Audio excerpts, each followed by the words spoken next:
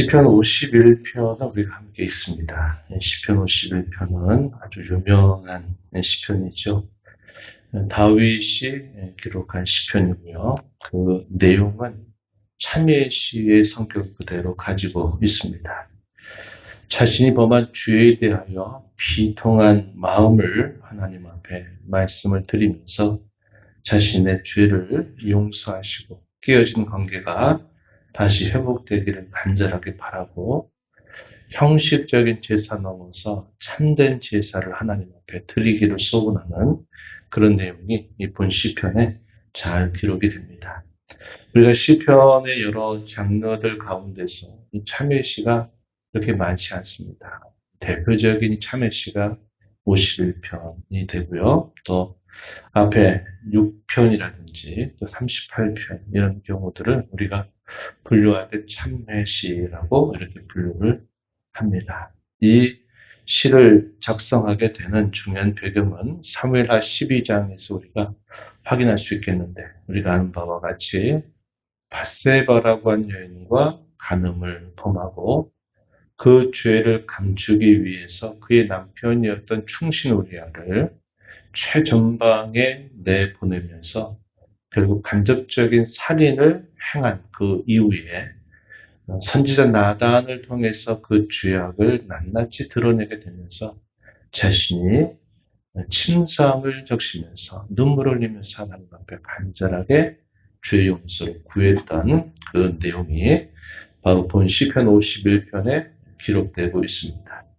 그래서 우리가 이 내용들을 볼 때는 다윗 개인의 참회시이지만 하나님께서 이런 말씀을 기록으로 남겨서 오고 오는 모든 교회와 성도들에게 이것을 읽게 하시고 들려주시는 것은 우리가 죄를 범할 때 우리가 어떻게 하나님 앞에 우리의 죄를 용서받고 깨어진 관계를 회복하고 하나님 기뻐하시는 참 예배를 할 수 있느냐 할 때 아주 대표적인 모범으로 우리에게 가르쳐주는 내용이 있다 하겠습니다.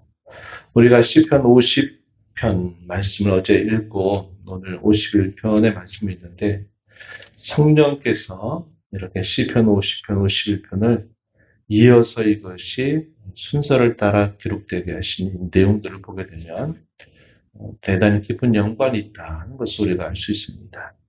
시편 50편에서 우리가 읽었던 말씀은 어제 우리가 살펴본 것인데, 하나님께서 자기 백성들을 마치 자신의 법정 앞으로 다 불러드립니다. 그리고 불러들여서 그들에게 책망하시고 판결하신 내용이 뭐냐면, 너희가 드리는 이 제사가 지금 거짓된 제사다 하는 사실을 그들에게 말씀하시는 겁니다. 어떤 면에서 그러냐? 그들이 제사 자체를 하지 않은 것이 아니었습니다. 제사를 드렸지만 문제는 뭐냐? 그 제사 안에 들어야 할 참된 그 내용이 없는, 그야말로 하나님 앞에 감사와 그 자신들의 마음이 동반되지 않는 그저 습관적인 제사, 이것은 하나님이 받을 수 없다 이런 말씀을 하시고요. 또 어떤 것을 말씀하시느냐? 삶의 변화가 없는 제사, 이것은 하나님 앞에 드리는 참 제사가 아니다는 겁니다. 입술로는 주의 말씀을 읊조리고 말하면서 자신들이 실상 속에 살아가는 삶의 내용들이 이 예배와 전혀 다른 삶을 살아가는 그들의 행태에 대해서 하나님은 자신의 법정에 소환해서 그 백성들이 잘못된 제사를 드리고 있다는 사실을 고발했습니다. 그래서 결론이 무엇이었느냐? 감사로 제사 드리는 자, 그가 나를 영화롭게 할 것이고 그의 행위를 옳게 하는 자에게 내가 구원을 보이겠다, 이런 말씀을 하신 겁니다. 그래서 제사 안에는 참된 그들의 마음에 감사와 기쁨이 포함되어야 되고, 그들의 삶이 하나님의 뜻에 합당한 삶이 동반될 때 그것이 참 예배다 하는 것을 가르쳐 주셨습니다. 이어서 51편 내용에서 우리가 확인하게 된 것은 뭘까요? 다윗이 결론에서 말하듯이 주께서는 제사 그 자체를 기뻐하지 아니하신다, 이렇게 말합니다. 하나님께서 기뻐하시는 참된 제사는 상한 심령이다, 이렇게 말씀하죠. 상한 심령. 그것이 결국 하나님의 뜻에 따라 살지 못하는 우리 연약하고 죄악된 우리의 모습을 하나님 앞에 고백하고 말씀드리면서 그 범한 죄에 대한 비통한 마음, 그 죄에 대한 슬픔을 가지고 하나님 앞에 우리의 죄악을 낱낱이 고백하면서 하나님 앞에 우리의 마음을 향하게 될 때 그것이 참된 제사를 드리게 되는 중요한 배경이 된다. 중요하게 선행적으로 준비되어야 될 바가 된다 하는 것을 우리에게 가르쳐 줍니다. 그래서 이 시편 50편과 51편의 이 내용들은 하나님께서 우리에게 어떠한 예배를 바라시는가, 우리가 하나님을 어떻게 예배하고 어떻게 살아야 되는가에 대한 매우 중요한 교훈을 우리에게 잘 가르쳐 주는 말씀이다. 이렇게 볼 수 있겠습니다. 이러한 전체적인 맥락을 우리가 염두에 두면서 오늘 시편 51편의 말씀을 좀 더 살펴보도록 합니다. 본 내용들은 자신이 범한 죄를 끊임없이 숨기고 가리고 싶어 했던 이 다윗에게 결국은 찾아오게 된 그런 내용들이 됩니다. 사람의 본성상 사람이 죄를 범하게 될 때는 그 죄를 숨기려고 하는 그러한 본유한 그런 속성이 있습니다. 그래서 그 죄를 감추고 안 그런 것처럼 이렇게 위장하려고 하는 마음이 있는 거죠. 자신이 왕으로서 오랜 세월 동안 수많은 많은 연단을 받아서 하나님이 그와 함께 하심을 통해서 자신의 나라가 든든하게 세워져서 특별한 염려와 걱정이 없는 그러한 평안을 이루고 있는 것입니다.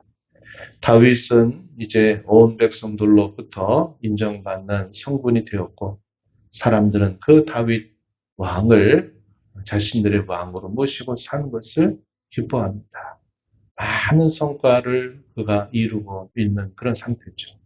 그런데 어느 날 그가 전쟁에 나가지 않고 옥상을 거닐다가 목욕하는 한 여인을 그가 보게 되면서 그 마음의 정욕을 따라서 그 여인을 왕궁으로 불러들이고 그 여인과 간음을 행하게 되고 또 그 일로 인해서 자신의 명성, 자신의 위치, 자신이 그동안 이루었던 성과 이런 것들이 있다 보니까 자신이 범했던 그 순간적인 범죄 행위를 그것을 그대로 드러낸다는 것은 참 어려운 일이 될 수밖에 없는 겁니다. 그래서 그것을 감추고 숨기고자 하는 많은 노력들을 기울여요. 그래서 그런 문제들이 다 숨겨진 것처럼 보입니다. 그러나 그 마음의 상태는 어떨까요? 오늘 본 시편에서 우리가 확인하는 것처럼 그 마음의 평안은 이미 사라져버리고 그 마음의 양심은 깨어져 버리고 그가 하나님 앞에 여전히 제사를 드린다 하더라도 그 제사를 하나님이 받으신다라고 하는 그런 확신이 사라져버립니다. 그동안 하나님과 함께 하면서 누려왔던 그 풍성한 교제, 그분과 함께 했던 그 삶은 자신의 죄를 숨기고 감추는 것만큼 계속적으로 그것은 관계가 단절되고 이제 그 마음의 짓눌림은 계속적으로 커가는 겁니다. 시간이 흘러가서 자신이 그것을 스스로 드러내기가 더 어려운 상태가 되어버린 것이죠. 그래서 하나님께서 나단을 보내서 바로 그의 숨어 놓았던 그 많은 죄들을 결국은 드러내시게 된 겁니다. 그로 인해서 그가 하나님 앞에 자신의 그 죄악들, 자기 마음에 그동안 누려왔던 그 짓눌림, 이것들을 하나님 앞에 다 말씀드리면서 마침내 그 모든 회개를 통해서 용서함을 받게 되는 그런 모습이 표현되는 것이죠. 사람의 죄를 용서하고 사람의 죄를 깨끗하게 할 수 있는 것은 그 어떤 다른 사람이 할 수 있는 일이 아닙니다. 본 시편에서 우리가 확인하는 것처럼 하나님만이 우리의 모든 범한 죄와 허물들을 용서하실 수 있는 유일한 분이다. 이 죄에 대한 유일한 심판권을 하나님이 결국은 가지고 계시다는 겁니다. 겁니다. 그래서 우리가 하나님 앞에서 우리가 범하는 모든 죄들을 결국 용서하고 새롭게 하고 그 문제를 처리할 수 있는 분은 하나님 한 분밖에 없다 하는 생각을 우리가 갖게 되는 것이죠. 본문 1절에 다윗은 이렇게 기도했습니다. 하나님이여 죄인 자를 따라 내게 은혜를 베푸시며 죄 많은 긍휼을 따라 내 죄악을 지워 주소서. 나의 죄악을 맑게 씻으시며 나의 죄를 깨끗이 제하소서. 이렇게 기도했습니다. 주의 인자하심을 따라서 주의 많은 긍휼을 따라서 이렇게 표현합니다. 용서받을 수 있는 유일한 근거, 하나님의 속성 가운데서 그분의 인자와 긍휼에 호소하는 내용들을 우리가 확인하게 됩니다. 무슨 말입니까? 인자라고 하는 말은 헤세드라는 말이라고 했죠. 하나님께서 자기 백성과 맺으신 그 언약에 근거한 신실한 사랑, 변함이 없는 사랑, 흔들림이 없는 사랑을 인자라고 말합니다. 자신으로 하나님 앞에 자신이 범한 것에 대해서 용서받을 길이 없다는 겁니다. 그러나 그 유일한 근거로서 하나님이 그래도 여전히 변함없이 사랑하신다고 하시는 그 하나님의 성품 혹은 하나님의 속성에 호소하는 겁니다. 이것이 얼마나 큰 은혜인지 몰라요. 우리가 아무리 근거를 찾아보아도 근거를 찾을 수 없다 하여도 하나님은 자기 백성들에게 베푸시는 그 사랑, 그 인자하심에 따라서 자기 백성들을 긍휼히 여기시고 불쌍히 여기시고 그들의 죄를 용서하시는 분이다. 이렇게 우리에게 가르쳐 주는 겁니다. 이 인자와 긍휼을 자기 백성들에게 한량없이 베푸시는 구체적인 근거가 무엇일까요? 그것은 하나님께서 장차 자기 백성들을 위해 보내실 화목 제물이 되실 예수 그리스도의 죽으심, 그의 모든 속죄의 가장 구체적인 근거를 두고 계시다 하는 겁니다. 물론 다윗 시대 때는 그것이 아직 이루어진 일이 아니었어요. 그러나 다윗이 노래했던 수많은 시편 가운데에서는 이 메시아에 대한 예언을 담아주고 있다는 것을 우리는 기억하죠. 그래서 하나님은 예수 그리스도의 그분의 죽으심을 통해서 자기 백성들의 모든 죄를 다 맑게 씻으시는 근거를 역사 속에 마련하셔요. 그리고 그러한 일이 있기 전에 구약 시대에도 자기 백성들을 향한 한량없는 인자와 긍휼을 하나님 베풀어 주신다는 사실을 분명하게 보여줍니다.